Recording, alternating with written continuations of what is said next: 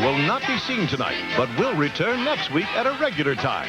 Now stay tuned for the following ABC presentation.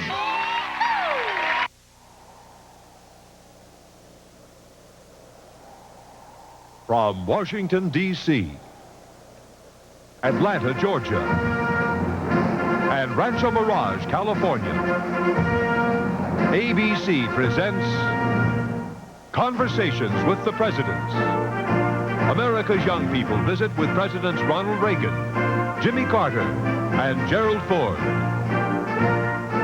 Ladies and gentlemen, boys and girls, the President of the United States. Welcome to the White House. When I was a kid, I always wanted to come to Washington, but my parents couldn't afford it. So I had to find another way to get here. Our country's blessed with many resources, and the most important is our young people. I've asked some of them to drop by for an informal visit. Mr. President, I read the funny papers a lot. Do you ever get a chance to read them? I don't know whether I should reveal this secret or not. Maybe there's some people who won't care about it. But you know something? And it's been a lifelong habit. Every morning I start the day, the first thing I read in the paper are the comics. And I feel terribly lost if I miss them for even one day. I'm just dying right now to see how Spider-Man is going to get out from under that great big heavy wrestler that's on top. Mr. President, do you ever think about being the most powerful man in the world? Not really. I have to tell you how I feel about this job. I don't think you really become president. You are given temporary control over an institution called the presidency. And while you have it, you try to do all the things that you think are supposed to be done by anyone in that position. But I don't think I'd sleep well if I thought of myself as the most powerful man in the world. Mr. President, when do you feel we will become friends with Russian children? Well, I think we've begun on that path already. You were here when our Russian friends arrived at the arrival ceremony the other day. But we've also, you know, made some arrangements with them whereby we're exchanging visits of all kinds. Teachers, but of young people like yourselves, students, various cultural groups in our country to get better acquainted people to people. And I've always figured that we're not in trouble when we're talking to each other, only when we're talking about each other. So I look forward to the day when there will be much greater familiarity between the people of our two countries. And I've said many times that if all of the young people in our two countries could get to know each other, there would never be any trouble anymore between us. We'll be right back with more questions for President Reagan. To write the words and make the plans that bring the future inside. To It's on its way. show the world it can see its dreams, see them in all. From originals to copies, on screen or on paper, what you see is what we do. Team Xerox. Leadership in document processing with machines and systems that make output outstanding. We document the world.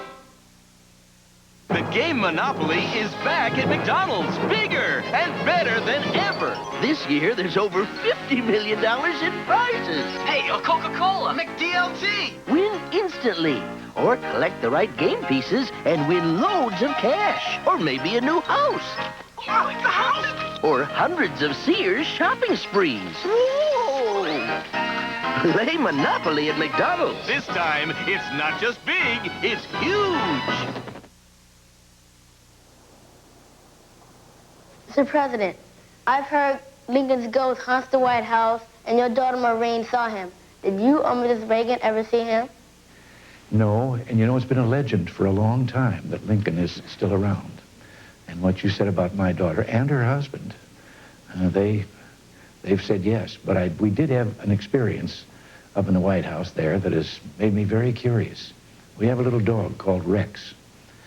And that big central hall upstairs that runs the length of the White House, down at one end is our living room, and down at the other end is the Lincoln's bedroom, which is kept the way it always was. And a couple of times, Rex, our dog, would suddenly look down that hall, and he would start barking and growling, and just his eyes fixed on something. And he'd start down, he'd go partway down the hall, and then he'd stop, still barking. So one night I went down and said, "Come on, Rex," and he followed as I walked on down the length of the hall. And when I got opposite the door to Lincoln's bedroom, I turned and went in the bedroom. I looked back, and Rex had stopped at the door, and he was growling, but he was backing away from the bedroom door. He wouldn't come in. Now, I don't know what to make of that, unless he saw something that I couldn't see. But that's as close as I've come, although the people that work here at the White House for a long time just very calmly will say, "Oh, yes, he's still around." I wish he'd visit with me sometime. I think he could be very helpful.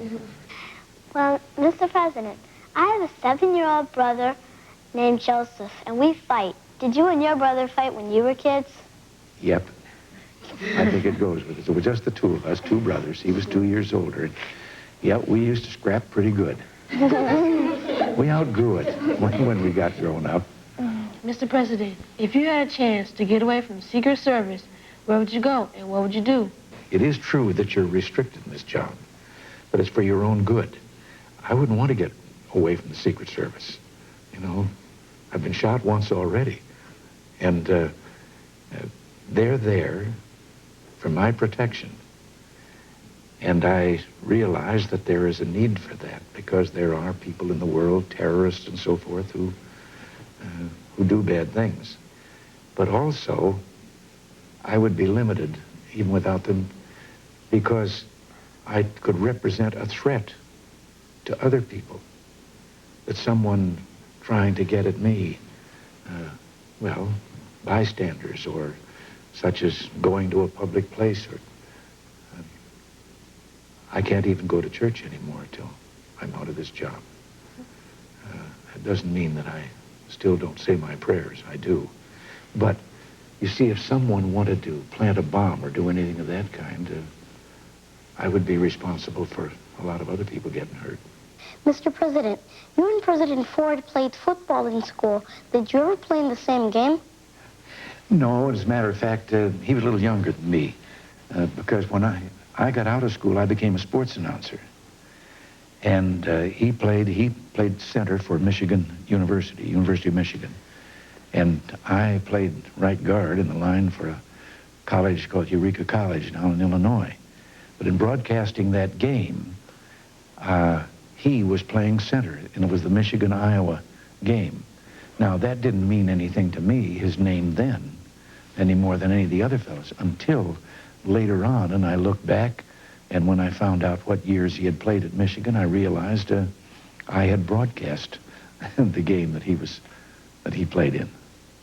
Mr. President, did you have a school sweetheart, and did you kiss Mrs. Reagan on your first date? I had a school sweetheart, yes. And it didn't last into adulthood and after we were through with our education and out of school. As to the other, no, I didn't. My first date with Nancy was a blind date. She was over at a studio called MGM. She made pictures, too. And the director called. She was very disturbed about some mail that she was getting that seemed to have her mixed up with someone else. And the director knew me, and I was still then the president of the Actors Union. And he suggested that this girl, that I could be of help to her if I would hear her problem and so forth, because she was very concerned. Well, he finally talked me into it, and so I called her, and she knew that he was saying this, and we went out that evening and had dinner, a very pleasant evening, and I found myself a couple of days later calling her up again, and she didn't have any problem anymore, but except me. And that's how it all started. Mr. President, did you ever get allowance, and how did you earn extra money? We were poor, so there wasn't any such thing as an allowance. There were strawberry growers around, things of that kind. And when they were in season, you would go out and get a job picking strawberries. And you were paid by how many you picked, how many baskets full you picked. And then when I was 13 years old, I got a job with a construction company and worked in the summer. They were remodeling houses. And I ended up learning to shingle roof and lay hardwood floor and things of that kind. And then at age 15, I went to work in the summer as the lifeguard at a river beach. There's a rock river runs through Dixon. And the job was 7 days a week, and from morning until whatever time at night they got tired of swimming and went home. And all the way through high school and college for 7 years. Then, of course, when I wasn't lifeguarding, when I was at college, I had a really good job. I washed dishes in the girls' dormitory. Mr. President, when you call people on the phone, do they always believe it's you? No. As a matter of fact, I remember one day when I was governor of California, and I read something that a lady had done that I thought was very worthwhile, and I wanted to call her and tell her about it. And the operators found the number for me, and I called her. And when she came on the phone, I said, "This is Ronald Reagan." And she said, "Yeah, and I'm Betty Davis." And I had quite a time explaining to her, and finally I talked long enough that I could convince her that I was who I said I was, and then we had a nice conversation. Mr. President, what was the scariest thing that ever happened to you? I have one thing that in memory has been scary to me more than when it actually happened, because when it happened, I was only 4 years old. I was born in a little town called Tampico, Illinois, and our house fronted on a little park in that very small town, and on the other side of the park was only about a block wide, on the other side of the park was a single railroad track that ran through this little town, and the depot was over there. And my brother was 2 years older than I am, and one day we were out playing in the yard, and we saw the Iceman's truck pull up over there on the other side of that railroad track. Now, maybe it isn't true today with refrigerators and everything, but in those days when there were no refrigerators, you waited for the Iceman because he had to chip the ice out into the chunk that was to go into your ice box to keep your food fresh. And us kids thought it was great to get some of those chips of ice, have that piece of ice to suck on, particularly on a nice summer day. So my brother and I started across the park, and a freight train pulled in and stopped. And my brother and I got down and crawled under the train across the tracks to get to the ice wagon. Our mother had come out looking for us and had seen this happen, and we had hardly gotten out from under the train to the ice truck when the train pulled out. And we were that close to not being here anymore. And of course, as I say, I don't remember whether I realized it was that dangerous. My mother told us it was. She didn't very often lay hands on us, but we got a spanking that day to remind us never to crawl under a train again. Mr. President, do you eat popcorn when you watch movies in the White House? You've touched a sore point with me. I grew up thinking that popcorn was the most delicious food in the world. I loved it. I could eat it any and every time. And then I recently had a little problem that caused me to have an operation. And the doctor told me I'd have to stop eating popcorn, among other things. And I miss it very much. But yes, it went with the movie. Mr. President, if you knew then what you know now, would you still want to be president? Yes, because I had thought, I was very reluctant about getting into public life. It was once again the people that talked me into running for governor of California. And I thought I had the most wonderful of lives being in motion pictures as I was. But we hadn't been governor very long till Nancy and I, sitting one night in the living room, said to each other that what we were doing then as governor, what we were doing made everything else we'd ever done in our life look as dull as dishwater. Somebody once said that life begins when you begin to serve. And I guess maybe that's what it is, because to serve and to feel that you have a hand maybe in being helpful to your country and to your fellow citizens, I found is very rewarding and very exciting. Mr. President, what is your favorite junk food? I am a dessert man. I don't care what anyone says. When dessert comes, I'm going to eat it, and if I get a chance to dish it up myself, I dish it up kind of extra big. I like sweets. Mr. President, do the squirrels on the White House lawn ever bother you when you're working in the Oval Office? No, I kind of like to see them, and they come along every once in a while. Now, some time ago, up at Camp David, I found out that oak trees evidently shed their acorns, not regularly, but every few years, and they had shed them. So I would go up there for the weekend, and I would bring back a great big bag of acorns, and every morning I'd put them out here in front of the door for the squirrels to find. And one day I ran out of acorns, and one of the squirrels actually came up and stood up and looked in through that glass door, I guess, to ask me where were the acorns this morning.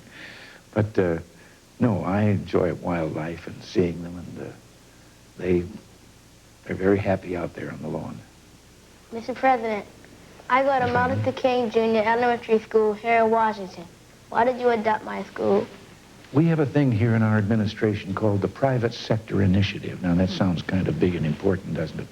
All it is that I wanted government to encourage the private citizens, the people, like yourselves and your parents and all, and business concerns, to do more for each other and things that could be helpful in our society. And we conceived of an idea with regard to education. If throughout the country we could get business concerns principally to adopt a school and then see if there wasn't anything that business could do as the years went on to help the school. And we thought to set an example that we should do it ourselves here in government. So the White House adopted a school. I hope you don't mind that I've adopted your school for the White House. Mr. President, what were your favorite memories of your parents? Oh, I have so many. My mother was one of the kindest people I've ever known. We were poor, but she was always finding people that were worse off than we were. And I grew up seeing her do so many kind things and go out to help people. My father, he was kind of a rough, tough Irishman, and yet he did a number of things that I can remember well. I think one of the things I'm most grateful to both my parents for was that in our household, the biggest sin was to practice discrimination or be prejudiced against other people because of their religion or anything of that kind. And both of my parents just made sure that we grew up not ever having any feelings of that kind toward any of our fellow men. We'll be right back with more questions for President Reagan.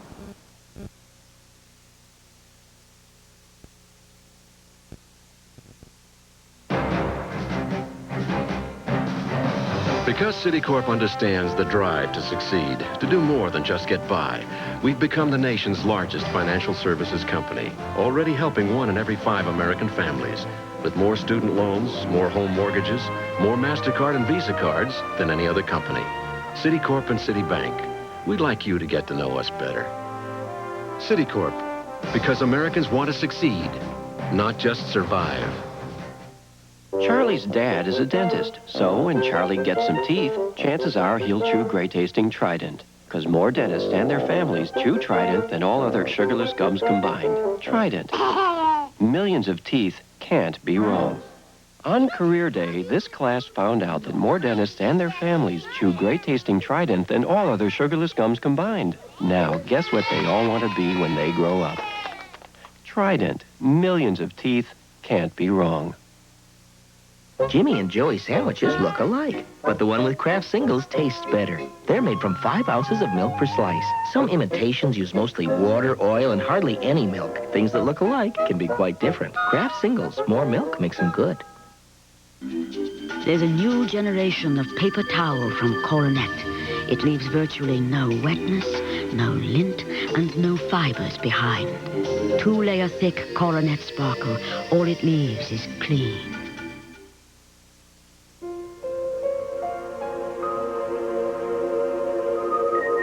When she was 6, after a few scrapes and tumbles, her dad taught her how to ride a 2-wheeler. When she was 9, he helped her build a telescope that could see the moons of Jupiter. When she was 14, after a lot of giggling and giving up, her mom finally taught her how to hit a wicked 2-handed backhand. All through her growing up, Susie's parents taught her well. But for all their love and attention, there was one lesson left untaught. Susie's parents never taught her about drugs. They never told her that drugs maim, drugs kill. So Susie learned one final lesson on her own. When you don't say no to your kids about drugs, it's the same as saying yes.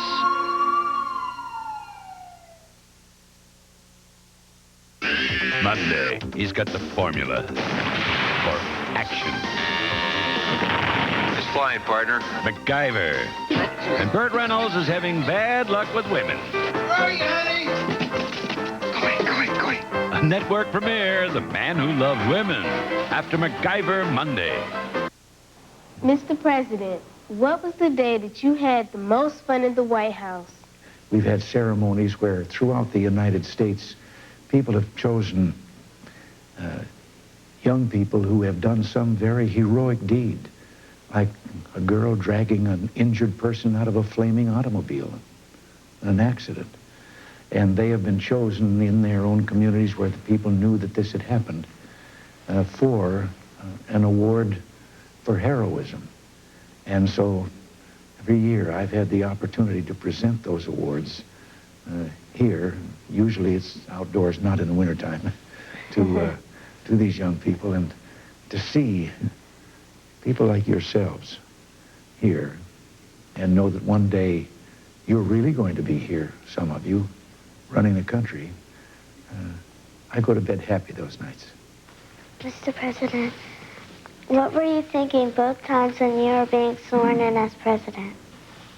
Kathy, I think I can tell you the only thing in my mind was a prayer.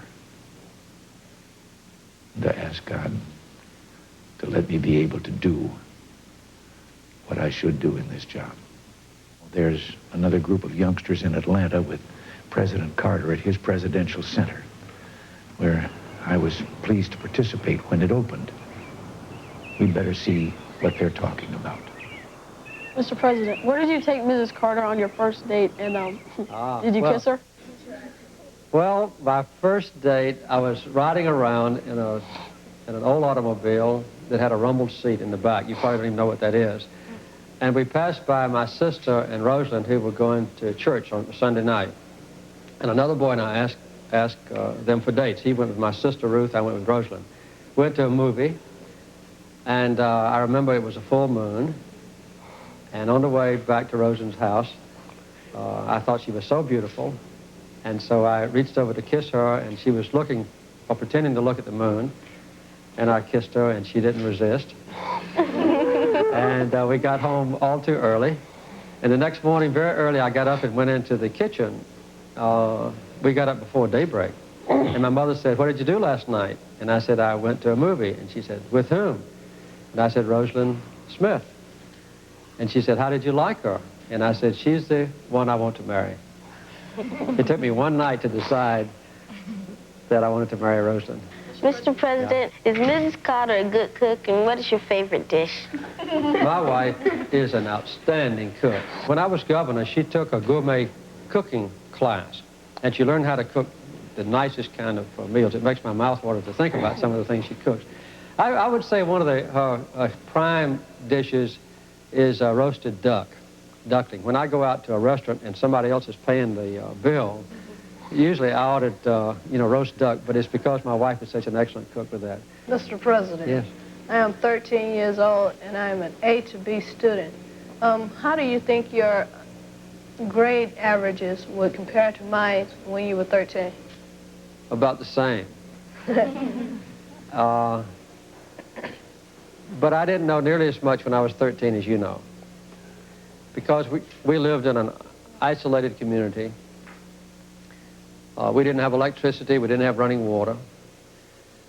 We didn't have television. The only radio we had was a battery-operated radio. We'd have to unhook the battery out of our automobile and carry it over to the house, a great big battery, and hook it up to the radio. And we didn't listen to it much. So I didn't have a chance to learn as much about the world or things like this as you've learned. So I would say that my grades were about the same, but I didn't know nearly as much when I was 13 as you know. Mr. President, did you ever have a crush on your teacher when you were my age? A crush on a teacher? Yes, I did. I had a teacher in the 4th grade that I thought was almost like an angel. She was beautiful. She had blonde hair like yours. And she wasn't the best teacher in the world, but she's the prettiest teacher I ever had. And she also had a boyfriend who, way back in those early days, in the 1930s, had an airplane. And he would fly over our school when we were out for recess. And sometimes he would drop a little parachute made out of a handkerchief to our teacher. And on the bottom of that parachute would be a love note. And so we would see the little parachute floating down out of the airplane, and the kids would all run and see who could get to the note first, and we would take it to our teacher. And we would try to get her to read it to us, but she never did read one out loud. She just said it was a nice note. So she was kind of my favorite. Mr. President, did you ever flunk any subjects in school? No, I came close once at the Naval Academy, but I was a good student, really. If I had been asked by you when I was 5 years old, what do you want to do in life? My answer would have been, I want to go to the U.S. Naval Academy in Annapolis. And so from the time I was a tiny child, I was preparing myself to go to the Naval Academy. My father's family had been in this country more than 350 years, and none of them had ever had a chance to finish high school. So my mom and daddy really wanted me to go to college, and it was during the Depression years, and I had to find a free university. And West Point and Annapolis were the only two then that we knew about. So I chose Annapolis. So I worked really hard when I was a child to get ready to go to Annapolis and get a free college education. Mr. President, if there was a movie made about you, who do you think should play you? Oh, me. Well, somebody tall, handsome, young, kind of like Robert Redford maybe would be nice. But I imagine when they choose someone, if they ever do, to play me, it'll be a man that's not nearly so attractive as Robert Redford would be. We'll be right back with more questions for President Carter. The Noid's a wizard at making pizzas cold. But Domino's pizza stays hot and fresh because it's delivered so quick, even the Noid can't break the spell. Domino's pizza delivers hot and fresh. Every day, several new friends arrive in the Weyerhaeuser Forest. They'll spend their life here. And every day, during planting season, Weyerhaeuser plants 400,000 new trees, so our friends won't have too far to wander from home. And so we'll have enough wood and wood fiber for all the products we need today and tomorrow. Weyerhaeuser, the tree growing company, and more. Now for indigestion, gas. Introducing new Extra Strength Malox Plus. It neutralizes more than any leading antacid and dissolves gas. Nobody does as much as new Extra Strength Malox Plus. Sunday. What kind of trouble can we possibly get into? It's been a memorable day. Supercarrier. Then he was right hand to Al Capone and became the most feared mobster of them all. They will find you in an alley somewhere with a bullet in your head. Nitty, the enforcer, after Supercarrier. Tomorrow. Conversations with the Presidents will continue in a moment. Tuesday. Samson there talking to a boy that I brought home from the market. What was it, double coupon day? Who's the boss? And remember your first dance? Get in touch with your body. The wonder years after Who's the Boss? Tuesday. Holly Farms presents Dinah's Dilemma. Dinah, is this in your cookbook? Well, I think I'm in trouble again. I don't want to fool my friends. Holly Farms cooked it, honey, don't you see? Holly Farms cooked it, not me. New Holly Farms ready-to-eat oven-roasted chicken. Served hot or cold. It tastes like hers, but it's ours. I need the recipe. It's so simple. Sunday night at 10:30. It's the most famous love story of all time. I think you're scared. You put up a big glass wall to keep from getting hurt, but it also keeps you from getting touched. You want to marry me? Jenny, you don't believe I love you. If you marry her now, I'll not give you the time of day. Jenny is very sick. She's dying. Ryan O'Neal and Ally McGraw star in Love Story. Sunday night at 10:30 here on 13. PT 109, tonight following the late news. Ladies and gentlemen, boys and girls, once again, President Jimmy Carter. Mr. President, what did you do when you were in high school to impress girls like me? Well, in the first place, I was the smallest boy in my class. And so I couldn't impress the girls, by being a great, big, strong, overwhelming boy. But I tried to make up for it in other ways. I was a tiny boy, but I was a good basketball player. I was on the first team, and I would score a lot of points because I was the fastest player on the team. Another thing that I did was that when I was 13 years old, my daddy would let me have our family's pickup truck. So I could have dates when I was only 13 to go out with my girlfriend and so forth. But I have to admit to you that I was not all that successful.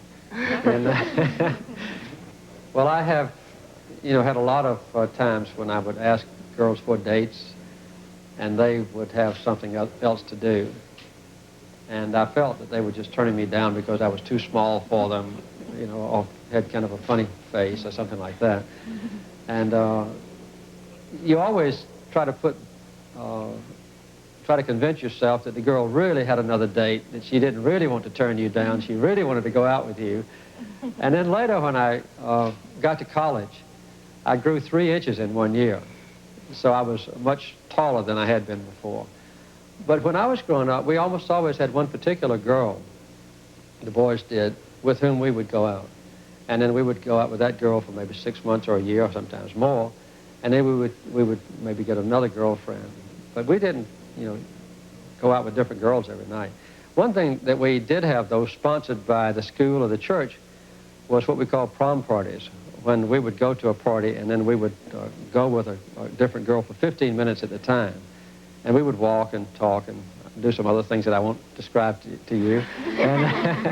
And so we had a chance to get acquainted with all the girls in the whole community because the chaperones, the parents, wouldn't let us go with with the same girl 2 times in a row. We had to come back and change girls and go out again. So they figured in 15 minutes you couldn't do things that were very wrong. But at least it let us get acquainted with all the girls around town.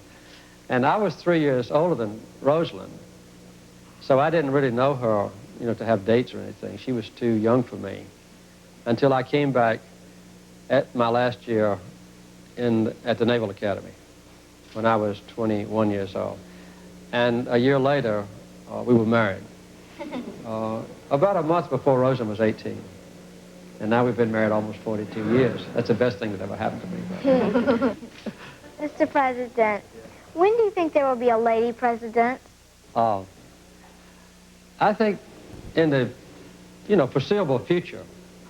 My guess is since we've already had several very outstanding women governors, that not too far into the years ahead, we'll see a woman president. And I would guess that she might very well take office as a vice president if something should happen to the president or if she should succeed him after he can no longer run for re-election.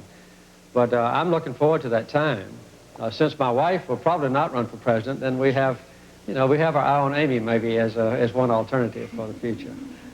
Mr. President, what was it like adjusting back to life in Plains after 4 years in the White House? It wasn't bad. We were disappointed in November when I was defeated for re-election, but we had December and January, 2 full months, a little bit more, to get ready to go back to Plains. So by the time Inauguration Day came and we had a new president, we were ready to go back home. In the first place, this has always been our home. Our family has moved into the Plains area in 1833. When the Indians left, we moved in. Rose and I happen to be from the same town. Our friends are there. The only home we ever owned is there. And so we didn't have a hard time adjusting at all.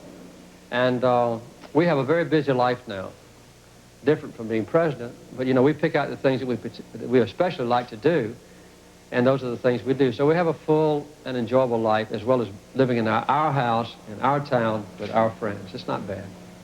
Mr. President, being president must be hard work. Are you glad you don't have to do it anymore? Well, I have to remind myself that even if I had been re-elected to a second term, I would still be out of office now for 3 full years. But I really wanted to be elected for 4 more years. I don't want to mislead you about it. I thought it was a good life, and it was a challenging but enjoyable life. I don't think I ever got up in the morning, and I get up very early, that I didn't look forward to getting to the Oval Office so I could start managing the affairs of this wonderful country. I have to admit that sometimes when I got to the Oval Office, I was disappointed, but I still look forward to it. And so I wish that I had had longer time in the White House, but I have a very exciting life now, and that's part of the lessons that you'll learn as well. Sometimes you set a goal for yourself, and you find out that you're not going to reach that goal. Well, don't be discouraged and give up and have a smaller goal next time. Have a higher goal that might be in a different direction, that might be more suitable to your talents and your abilities. So I think that you ought to always be striving in life to say, what can I do with my life to make it a greater life? Mr. President, what is your favorite way to eat peanut butter? Well, in our family, peanut butter is a very important food, and I hope that everybody listening to this program will go out and buy a big jar of peanut butter because it's an excellent food. Well, I like to eat, crackers, maybe soda crackers with peanut butter on them, and on top of the peanut butter, either a small slice of cheese or maybe a Vidalia onion, which is the best onions in the world that come from South Georgia. Amy likes to get slices of apple, thin slices of apple, and put peanut butter on the apple and eat those for a snack. She's always done that since she was a tiny girl. But I would say that among my 4 children and my 6 grandchildren, the favorite way to eat peanut butter would be with peanut butter and jelly sandwich. Mr. President, are there ghosts in the White House? Have you ever seen them? I never have seen them. Amy and some of her friends, she was 9 years old when we moved into the White House, and 13 when she came out, so she was about your age, I guess. And Amy and her guests claimed that they would see ghosts around the White House. The bedroom where Abraham Lincoln slept, for instance, or where he worked, and it's the Abraham Lincoln bedroom, sometimes people claim that there's a ghost of Abraham Lincoln around, but I don't think there are really any ghosts there.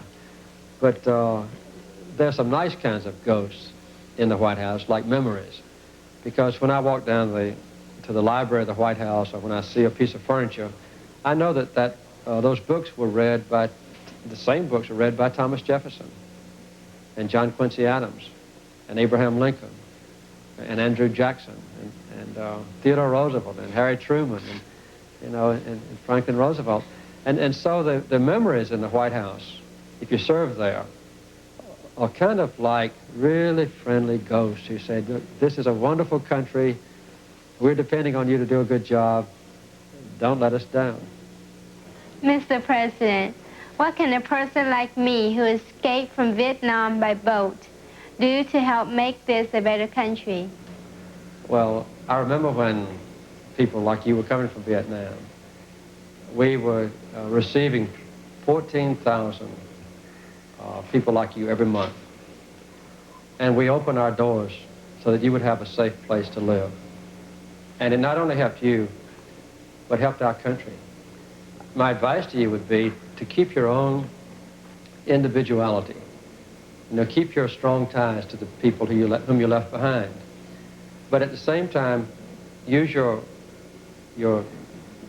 different way of life, your language, your customs, and so forth to strengthen our own nation. Because our country's strength has been derived from the fact that we have citizens here from all the nations in the world. And when they come to our country, there's one thing that binds us all together, and that's a total commitment to freedom. And so I would say do everything you can to promote freedom and keep as much of your own individuality as possible. Well, we're delighted to have you at the Carter Center, and particularly the library and museum. You've been in the Mideast room today, and do you recognize anyone around in these photographs? Who do you President Anwar Sadat from Egypt?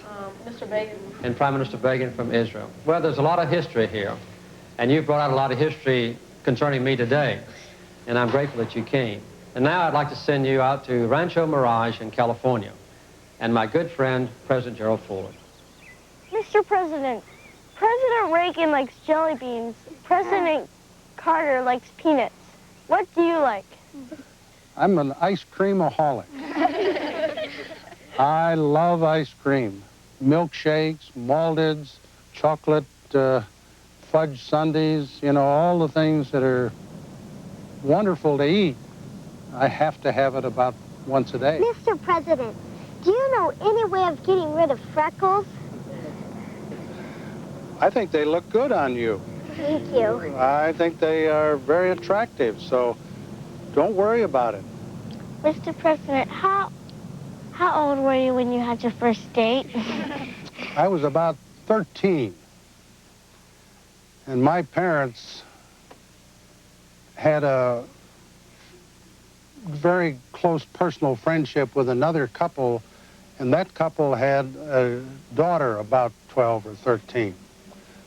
Our parents thought we ought to get together.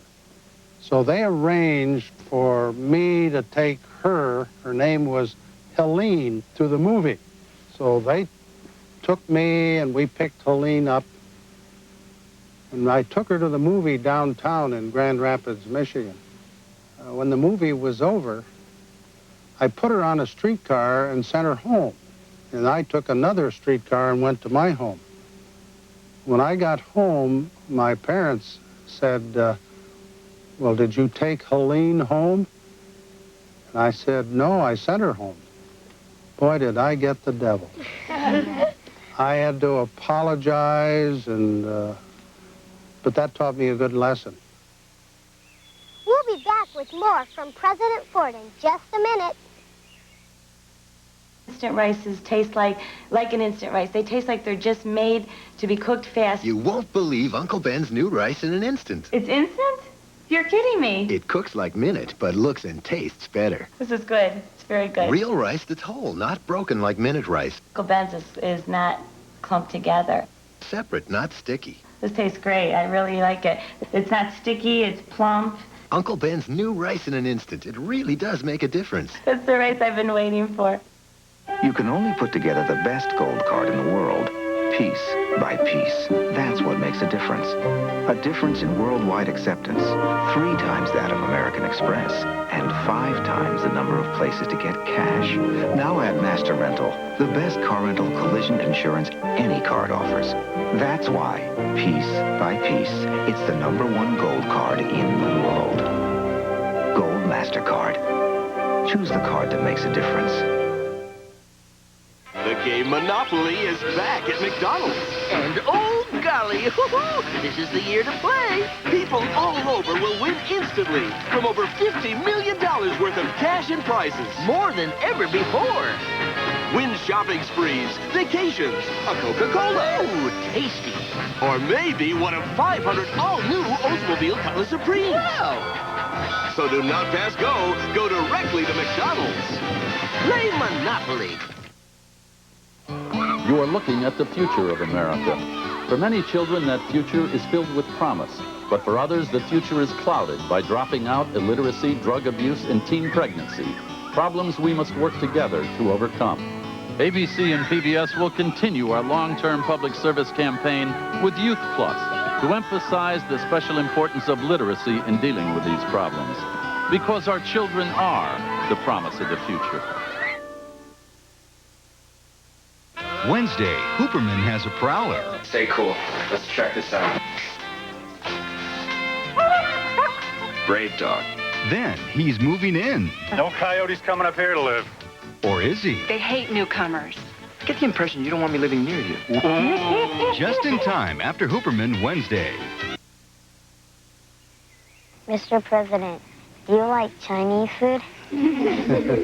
Both Mrs. Ford and I love Chinese food. We went to China, the mainland of China, in the summer of 1972, shortly after President Nixon opened diplomatic relations with the People's Republic of China. And we were there 10 days, and we developed a great fondness for Chinese food, but particularly the Chinese people. Mr. President, do you have any tattoos? Do I have any tattoos? No. I've got a few scars.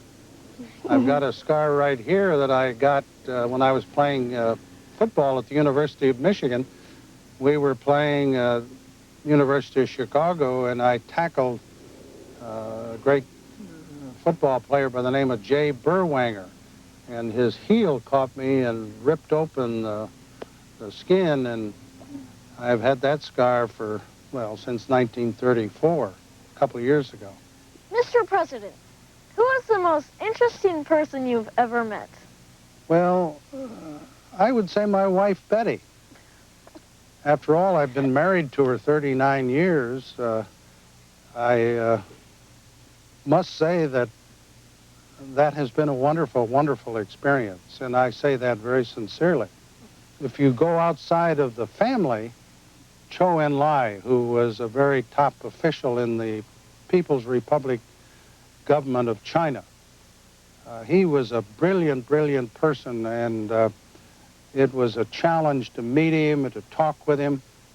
Another individual among several would be former Chancellor of West Germany, Helmut Schmidt, or my old friend Sir James Callahan, former Prime Minister of Great Britain, or the former President of France, Valéry Giscard d'Estaing. All of those people had been heads of government or heads of state of their respective countries, and they were brilliant. They were very able in every way, and in addition, they were very nice people. So I enjoyed their company a great deal. Mr. President, is it true that you were adopted? Yes, my mother divorced my real father when I was about a year old. I was born in Omaha, Nebraska, and my mother had some serious differences with my father and took me back by train to Grand Rapids, Michigan, where her parents lived. And shortly after she came to Grand Rapids, she met my stepfather, and after several years' courtship, she married Gerald R. Ford Sr., and he adopted me after they were married. I have nothing but the greatest memories of my stepfather.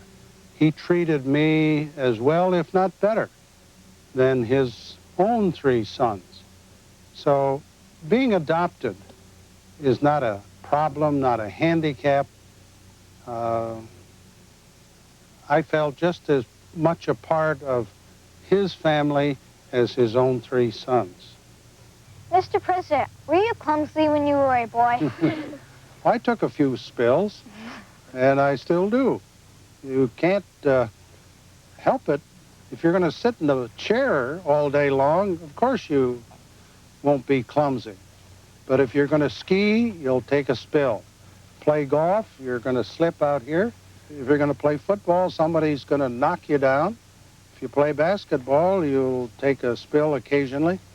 Yes, I was about as clumsy as any other athlete, but I make the point, you have to be active. And if you're active, you're bound to get knocked off or spill or something. Don't be embarrassed about it. It never bothered me when some of the things were said or written, because I was doing what I wanted to do and being active. Good spill never hurt anybody. Mr. President, did you ever boogie or disco dance when you were a kid? Well, we didn't have boogie or disco dancing back when I was in high school or that age. I used to love to dance, and still do. But I'm not much on that particular style. I'll leave that all up to you. Both my wife and I love to dance, and of course she's an expert and has been trying to improve my capabilities. I'm not as good as she, though. Mr. President, did you ever meet together with the other presidents? Yes, in 1981, after President Sadat of Egypt was assassinated, President Reagan asked President Nixon, President Carter, and myself to go to Egypt to represent the United States at the Sadat funeral. Three of us met in the White House with President Reagan. We were briefed on the situation, the circumstances of the assassination, and then we all flew, the three of us, to Cairo, where they had the funeral ceremonies. Mr. President, how did you propose to Mrs. Ford, and when did you kiss her for the first time? Well, there are several versions to that. I said that I proposed very properly in the traditional way. She says I asked her very casually, would she like to get married? Whatever the way or the approach, it was successful, and we've been happily married for 39 plus years. Oh, I probably kissed Mrs. Ford on about the third date. She would probably say later. Mr. President, what's the best advice you ever got from your parents? The advice that I got was work hard, be truthful, and if you do those things, you're bound to be successful. Everybody can't be number one, but you can always be number one as far as your own ability is concerned. You ought to set a goal. You ought to aim at achieving that goal. Do your very best and organize your daily life so that you get the job done.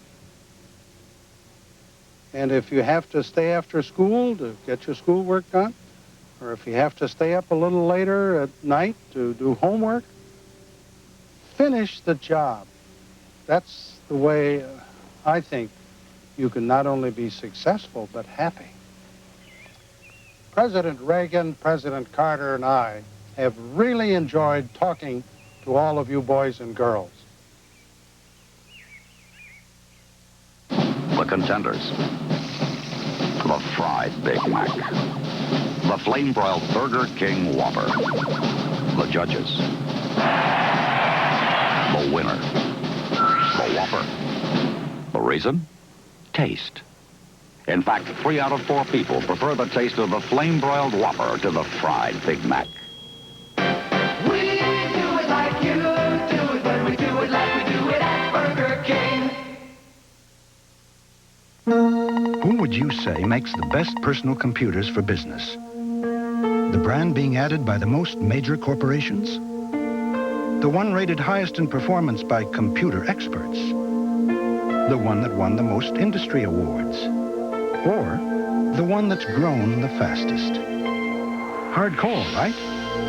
Not really. In each case, the answer is compact. It simply works better.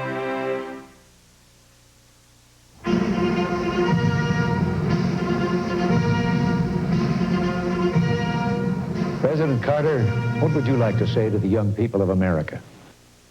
Well, the young people of our nation should recognize, first of all, what a tremendous blessing we have in this country, with freedom, with democracy, and with unlimited opportunities.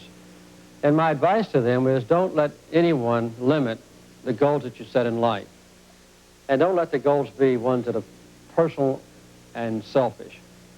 Decide for yourselves how you can use your own life in a greater way to serve your fellow human beings in a free society given to you by our forefathers here in our great country, America. President Ford, what would you like to say to the young people of America? You should be very proud of the country that has, the last 200 and some years, come from 13 poor, struggling colonies to a nation today of 50 states and millions of people. We are a leader in the world, emphasizing freedom and opportunity. And I know that each of you, in your own way, can be a productive, constructive, happy citizen if you have the right goals and work at achieving those objectives. Just before closing, I'd just like to say to all of you, there are going to be a lot of pessimists. You're going to hear a lot of people that are going to say things, and they're going to have things to say about this country and that it isn't doing what it should do or anything of that kind. Don't you listen to them. This country is great because the people in this country are great. And you're going to be some of those great people in this country as you grow up. And just remember, all the people who died to make this nation what it is and to keep it what it is. You could go to live in another country, Germany, and you could live there, but you could never become a German. You could go to live in Japan, but you could never become Japanese or any other country.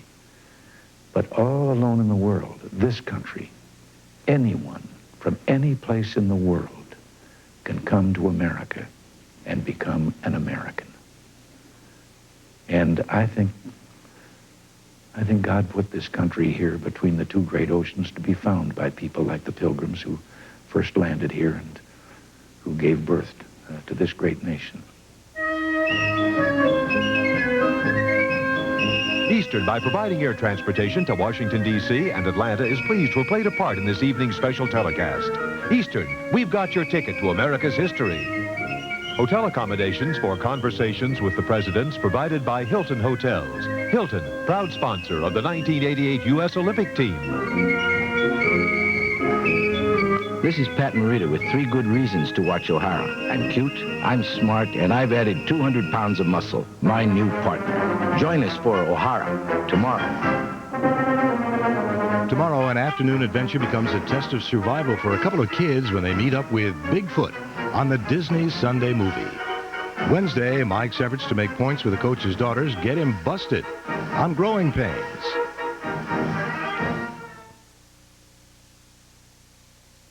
This is ABC. On May 19, 1983, KTRK-TV was granted a license by the Federal Communications